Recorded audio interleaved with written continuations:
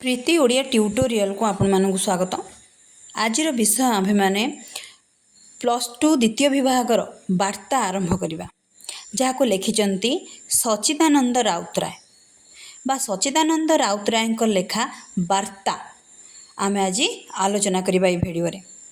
वार्ता कविताटी आमर सच्चिदानंद राउतराय द्वारा लिखा जाइथिला जहाँ गोटे जार अर्थ होउची बा वार्तार अर्थ यदि आम कहवाकू जीवा बा वार्ता क्या कह जाए बा नामकरण कवितार शीर्षक होउची खबर बा संवाद। आम वार्तार अर्थ खबर को बुझाती। सच्चि राउतराय जन्म 1916 होता 2004 तांकर मृत्यु। जन्मग्रहण करथिले खोर्धा जिलार गुरुजंग ग्राम रे। ता सहित से एक श्रेष्ठ साहित्यकार भाव में परिचित। आम ओडिया लेखार जन श्रेष्ठ साहित्यकार भाव में सच्चिदानंद राउतराय को जानते बा तांकर डाक नाम बा संक्षिप्त नाम सच्चि राउतराय नाम रे मध्य सुपरिचित। कवि सच्चिदानंद राउतराय आधुनिक ओडिया कवितार नूतन चेतनार वार्ता बहथिले। रोमांटिक सबुज गोष्ठीर प्रभाव कविता रचना संभव करी परवर्ती काल रे प्रगतिवादी और आधुनिक कवि भाव रे से प्रसिद्धि अर्जन करिसेंते। वाक्कृति सह काव्यरीतिर सफल समन्वय तांको कवितार विशेषत्व। पल्ली प्रकृष्ट ठारू आरंभ करी साम्यवाद चेतना को रूपकार भाव रे तांकर आख्या सुदूर प्रसारी। तांको लेखारे बहुगुड़िए विश्वभाषींकर उपासना रही था।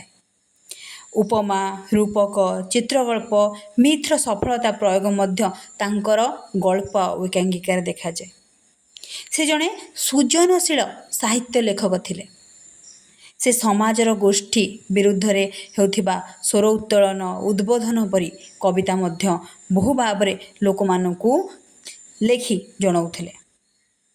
ओडिया कविता को नुआ दिशा देखाइबारे सच्चिदानंद राउतराय भूमिका अशेष गुरुत्वपूर्ण।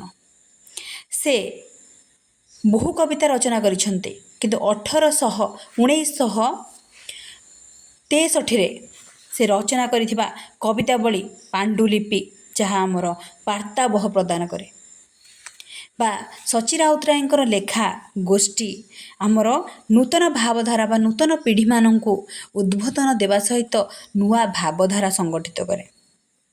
से मध्य बहु गल्पर अधिकारी अटंते।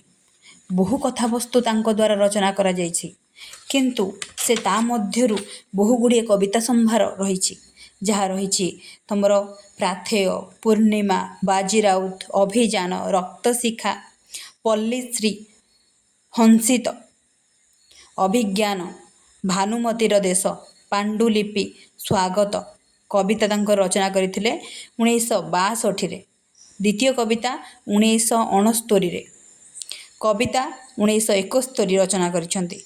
बहुगुड़िए कविता को उपासक थिले किए नाम सच्चिदानंद राउतराय। तांकर गोटे उपन्यास मध्य रहिछि चित्रग्रीव। तांको उपन्यास गल्प रहिछि मशाणीर फूल माटीर जात छाई मांकड़ और अन्यान्य गल्प ए सब तांकर गल्प संभार अटे। से 1986 ज्ञानपीठ पुरस्कार पाइथिले।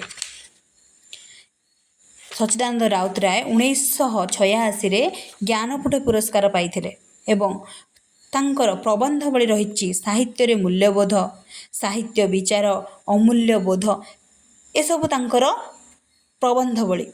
तांकर आत्मजीवनी मध्य रहिथिला उत्तर कक्ष तांको आत्मजीवनी। से एथिरे बहु वार्ता भाव रे वार्ता को पदार्पण करिसेंती।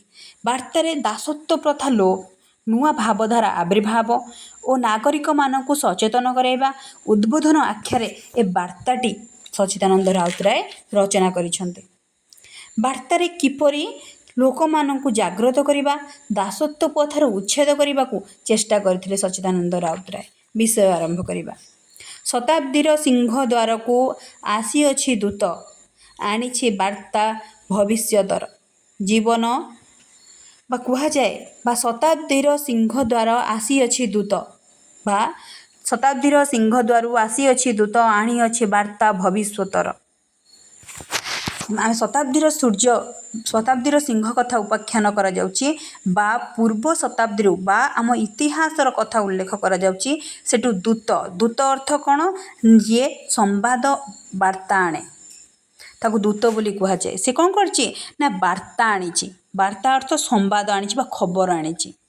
ଜୀବନର ସମ୍ଭାବନା ନାହିଁ ମୂର୍ତ୍ତିମାନ,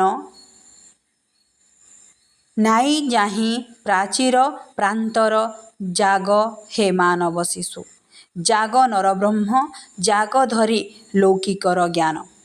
ସେ କ'ଣ କହୁଛନ୍ତି? ଦୂତ ସମ୍ବାଦ ଆଣିଛି। କ'ଣ ସମ୍ବାଦ ଆଣିଛି? ଆଣିଅଛି ବାର୍ତ୍ତା ଭବିଷ୍ୟତର ବାର୍ତ୍ତା। ଅତୀତର ଏ ଶତାବ୍ଦୀ କ'ଣ କରିଛି ନା ଦୂତ ହାତରେ ସମ୍ବାଦ ପ୍ରେରଣ କରିଛି। କ'ଣ ନା ଭବିଷ୍ୟତର ଗୋଟେ ନୂଆ ବାର୍ତ୍ତା। କେଉଁମାନଙ୍କ ପାଇଁ?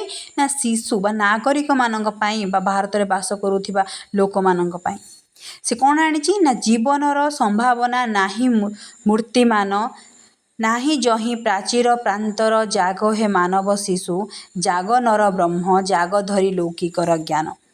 ଏଠି କୁହାଯାଉଛି ଜୀବନର ସମ୍ଭାବନା ନାହିଁ ମୂର୍ତ୍ତିମାନ। ଏଠି ମୂର୍ତ୍ତି ହେଇ ବଞ୍ଚିବାର ଜୀବନରେ ସମ୍ଭାବନା ନାହିଁ। ଏଠି କ'ଣ ଅଛି? ଏଠି ନାହିଁ ମଧ୍ୟ ପ୍ରାଚୀର ଆଉ ପ୍ରାନ୍ତର। ପ୍ରାଚୀରର ଅର୍ଥ ପାଚେରୀ, ପ୍ରାନ୍ତର ଅର୍ଥ ପଡ଼ିଆ। ଏ ଜୀବନରେ କେବଳ ପାଚେରୀ ଆଉ ପଡ଼ିଆ ନାହିଁ। କ'ଣ ଅଛି? ନା ଜାଗ ହେ ମାନବ ଶିଶୁ। ମାନବ ଶିଶୁକୁ ଜାଗ୍ରତ କରିବା ପାଇଁ ଉକ୍ତିଟା ବାଢ଼ିଛନ୍ତି। ସମ୍ଭାବନା ଅଛି ଏଥିରେ। କ'ଣ ସମ୍ଭାବନା ଅଛି? ନା ନୂଆ ବାର୍ତ୍ତା, ନୂଆ ମୂର୍ତ୍ତିମାନ ସୃଷ୍ଟି କରିବାର ବାର୍ତ୍ତା ଦିଆଯାଇଛି। ଏଠି ମୂର୍ତ୍ତିକା ପରି ବଞ୍ଚିବାର କୌଣସି ଆଶା ନାହିଁ ବା ଦାସତ୍ୱ ପ୍ରଥାରେ ରହିବା କୌଣସି ଆଶା ନାହିଁ ବା ଉଚିତ ନୁହଁ ବୋଲି ବାର୍ତ୍ତା ଆଣିଛି କିଏ? ନା ଅତୀତ। କାହା ପାଇଁ ଆଣିଛି? ନା ଭବିଷ୍ୟତର ଲୋକମାନଙ୍କ ପାଇଁ ଆଣିଛି। ଜାଗ ହେ ମାନବ ଶିଶୁ, ଜାଗ ନରବ୍ରହ୍ମ। ନରବ୍ରହ୍ମର ଅର୍ଥ ହେଉଛି ବା ମାନବିକତା ବା ଆମର ଯାହା କୁହାଯାଏ ନରବ୍ରହ୍ମ ହେଉଛି ନିଜ ମନର ଜାଗ୍ରତ। ଜାଗ ଅର୍ଥ ଜାଗ୍ରତ ହୁଅ ବା ପ୍ରାନ୍ତ ନାହିଁ, ପଡ଼ିଆ ନାହିଁ। ଏଠି ଅଛି କ'ଣ? ଶିଶୁମାନଙ୍କ ପାଇଁ ସୃଷ୍ଟି କରିବା ଗୋଟେ ନୂଆ ଆଲୋକ, ନୂଆ ପ୍ରଥା, ନୂଆ ପରମ୍ପରା। ଜାଗ ନରବ୍ରହ୍ମ, ଜାଗ ଧରି ଲୌକିକର ଜ୍ଞାନ। ଜାଗ ଅର୍ଥ ଜାଗ୍ରତ ହୁଅ। କ'ଣ ଧରି? ନା ଲୌକିକର ଜ୍ଞାନକୁ ଧରି ଜାଗ୍ରତ ହୁଅ। ମାନବିକତାକୁ ବଢ଼ାଅ। ନିଜ ବିରୁଦ୍ଧରେ ନିଜେ ସ୍ୱର ଉତ୍ତୋଳନ କର ବୋଲି ଏ ବାର୍ତ୍ତାରେ ସଚ୍ଚିଦାନନ୍ଦ ରାଉତରାୟ ମତ ଦେଇଛନ୍ତି। କେଉଁମାନଙ୍କୁ? ନା ମାନବ ଶିଶୁମାନଙ୍କୁ ସେ ଏ ବାର୍ତ୍ତାଟି ପ୍ରଦାନ କରିଛନ୍ତି। ଆଉ ତା ସହିତ ମଧ୍ୟ ନୂତନ ଭାବଧାରାର ଲୌକିକର ଗତିକୁ ବା ଲୌକିକର ଜ୍ଞାନକୁ ଶିଶୁ ବା ଆଜିକାର ଶିଶୁମାନେ କିପରି ଭାବରେ ଗ୍ରହଣ କରୁଛନ୍ତି ତାହା ବିଷୟରେ ମଧ୍ୟ ସଚ୍ଚିଦାନନ୍ଦ ରାଉତରାୟ ବାର୍ତ୍ତାରେ ପ୍ରଦାନ କରିଛନ୍ତି। ଜାଗ୍ରତ ହେବାକୁ କହିଛନ୍ତି। ଜାଗ ହେ ବା ଜାଗ୍ରତ ହୁଅ ହେ। କେଉଁମାନେ? ଆଜିକାର ମାନବ ଶିଶୁମାନେ ଜାଗ୍ରତ ହୁଅ। ଯେଉଁ ଦାସତ୍ୱ ପ୍ରଥାରେ ତୁମେମାନେ ବଞ୍ଚିଛ ତାକୁ ଭୁଲିଯାଅ। ଜଡ଼ ମୂର୍ତ୍ତି ପରି ନ ରୁହ। କ'ଣ ହୁଅ? ନା ମାନବିକତାର ଜ୍ଞାନକୁ ପ୍ରସାର କର ବା ଏ ସମାଜକୁ ତୁମେ ରକ୍ଷା କର। ତୁମେ ହେଉଛ ଏକମାତ୍ର ଶିଶୁ ଯେ ଭବିଷ୍ୟତର। ସେହି ସବୁ ବାର୍ତ୍ତା ପ୍ରଦାନ କରୁଥିଲେ କିଏ? ନା ସଚ୍ଚି ରାଉତରାୟ। ବାର୍ତ୍ତା କବିତାର ସାରମର୍ମ ଯଦି ଆମେ କହିବା ବା ବାର୍ତ୍ତା କବିତାର ସାର କଥା ହେଉଛି ଦାସତ୍ୱ ପ୍ରଥାର ଉଚ୍ଛେଦ। ଏହି ଶିଶୁମାନେ ହିଁ ସେ ଦାସତ୍ୱ ପ୍ରଥାରୁ ଉଚ୍ଛେଦ କରିପାରିବେ ବୋଲି ସଚ୍ଚିଦାନନ୍ଦ ରାଉତରାୟ ଜାଣିଥିଲେ। ଆଉ ଯାହାକୁ ପ୍ରଥମ ପଦରେ ବା ପ୍ରଥମ ପାରାଗ୍ରାଫରେ ସେ ସୁନ୍ଦର ଭାବରେ ବ୍ୟାଖ୍ୟା କରିଛନ୍ତି କି ସେ ଜାଗ୍ରତ ହେବା ପାଇଁ ଆଜିକାର ଶିଶୁମାନଙ୍କୁ କହୁଛନ୍ତି। ଲୌକିକ ଜ୍ଞାନ ମାନବିକତା ଆଣିବା ପାଇଁ କହୁଛନ୍ତି। ଜ୍ଞାନକୁ ସମ୍ଭାଳିବା ପାଇଁ କହୁଛନ୍ତି। ଆଉ ଜାଗ୍ରତ ହୋଇ ନୂଆ ଭାବରେ ବଞ୍ଚିବା ଆଉ ସ୍ୱାଧୀନତାକୁ ଆପଣେଇବା କଥା କହୁଛନ୍ତି। ସେସବୁ ଭିତରେ ମଧ୍ୟ ସଚ୍ଚିଦାନନ୍ଦ ରାଉତରାୟ ଏ ଦାସତ୍ୱ ପ୍ରଥାର ମୁକ୍ତ ହେବା ଓ କିପରି ତୁମର ଦେହ ଧରି ନୂଆ ଭାବରେ ଜୀବିକା ନିର୍ବାହ କରିବା ତା ବିଷୟରେ ମଧ୍ୟ ବାର୍ତ୍ତା ପ୍ରଦାନ କରୁଛନ୍ତି। କିଏ? ନା ସଚ୍ଚିଦାନନ୍ଦ ରାଉତରାୟ। ସେ ଶତାବ୍ଦୀର ସେଇ ସିଂହଦ୍ୱାରକୁ ଅନେଇ ରହିଛନ୍ତି ଭବିଷ୍ୟତର ବାର୍ତ୍ତାବହମାନଙ୍କୁ। ସେ ଚାହିଁଛନ୍ତି ଆଜିକାର ଶିଶୁମାନେ ନିଜ ସ୍ୱତନ୍ତ୍ରତା ପାଆନ୍ତୁ, ଜୀବନରେ ବଞ୍ଚିବାର ଆଶା ଶକ୍ତକୁ ଜାଣନ୍ତୁ। କିପରି ଜୀବନର ଧାରା ଅତିବାହିତ ହେଉଛି, କିପରି ସେ ସବୁକିଛିକୁ ଗୋଟେ ଦୃଢ଼ ପାଚେରୀ ନ ଭାବି କିମ୍ବା ପ୍ରାନ୍ତର ବା ପଡ଼ିଆ ନ ଭାବି ନିଜକୁ ଗୋଟେ ମାନବର ଶିଶୁ ଭାବି ନରବ୍ରହ୍ମ ଭାବରେ ଗ୍ରହଣ କରି ସେ କ'ଣ କରନ୍ତୁ? ନା ନିଜ ଜୀବିକା ନିର୍ବାହ କରନ୍ତୁ ବୋଲି କହିଛନ୍ତି କିଏ? ସଚ୍ଚିଦାନନ୍ଦ ରାଉତରାୟ। ଜ୍ଞାନ ଅର୍ଜନ କରି ସମସ୍ତଙ୍କୁ ଏକାଠି ରଖିବା କଥା ଏଥିରେ ମଧ୍ୟ ସଚ୍ଚିଦାନନ୍ଦ ରାଉତରାୟ କହିଛନ୍ତି। ଆଉ ମଧ୍ୟ କହିଛନ୍ତି କ'ଣ ନା ଦୃଢ଼ ହୁଅ ମୃଢ଼ ହୁଅ ନିୟ ପ୍ରତିଶୋଧ ଯୁଗବ୍ୟାପୀ ହୀନ ଦାସତ୍ୱର ସମୟ ଆସିଛି ଆଜି ପଚାରିବାର ପାଇଁ ଦୀପ୍ତ କଣ୍ଠେ ହେ ମାନବ ପୁତ୍ର ଏବେ ଦିନ ଶୃଙ୍ଖଳାଟା ଥିଲା କାହିଁ ପାଇଁ କିମ୍ବା ଥିଲା ଲୁହ କାରାଗାର। ସେ କହୁଛନ୍ତି ଏଠି ଦୃଢ଼ ଶକ୍ତ ହେବାକୁ କହୁଛନ୍ତି କେଉଁମାନଙ୍କୁ ନା ମାନବର ଶିଶୁମାନଙ୍କୁ କହୁଛନ୍ତି ଶକ୍ତ ହେବା ପାଇଁ।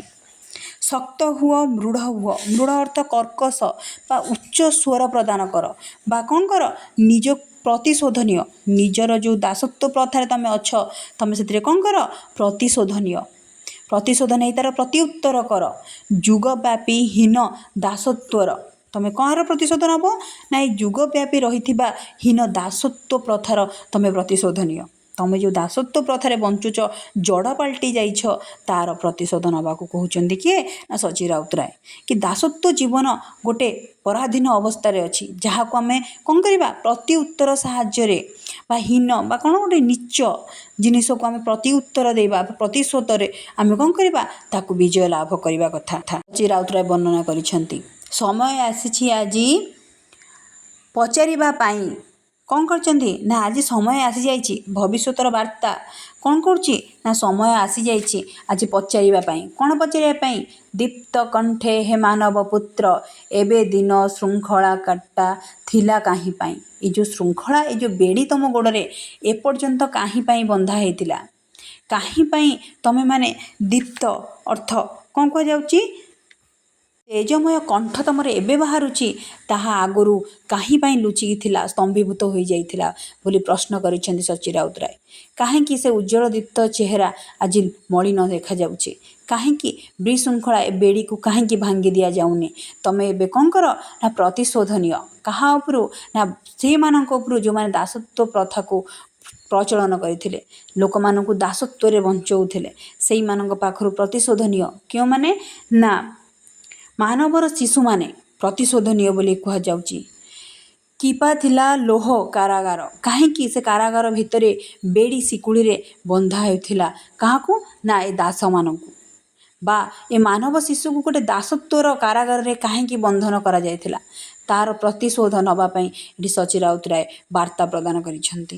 ଆଉ ଉଦ୍ବୋଧନମୂଳକ ସେ କହିଛନ୍ତି କି ମାନବ ଶିଶୁକୁ ସବୁର ପ୍ରତିଶୋଧ ନେବା ଆବଶ୍ୟକ ଆଜି ସଠିକ୍ ସମୟ ବା ସଠିକ୍ର ପରିବାର ବା ସଠିକ୍ ସମୟ ଆସିଯାଇଛି ଯେଉଁ କାରଣରୁ ଆମେ କ'ଣ କରିପାରିବା ସମୟ ଆସିବାର ପ୍ରାରମ୍ଭିକ ସମୟକୁ ବୁଝିବା ଯାହା ବାର୍ତ୍ତା ବା ଆମେ ଏବେ କ'ଣ କରିବା ନା ତା ସହିତ ପ୍ରତିଶୋଧ ନେବା କାହାଠାରୁ ନେବା ନା ସେ ଦାସତ୍ୱ ପ୍ରଥାକୁ ଚଳାଉଥିବା ମାନବଙ୍କ ପାଖରୁ ଏଇ କେଉଁମାନେ ନେବେ ନା ମାନବ ଶିଶୁମାନେ ହିଁ ତା'ର ପ୍ରତିଶୋଧ ନେବା କଥା ଏଥିରେ କୁହାଯାଉଛି।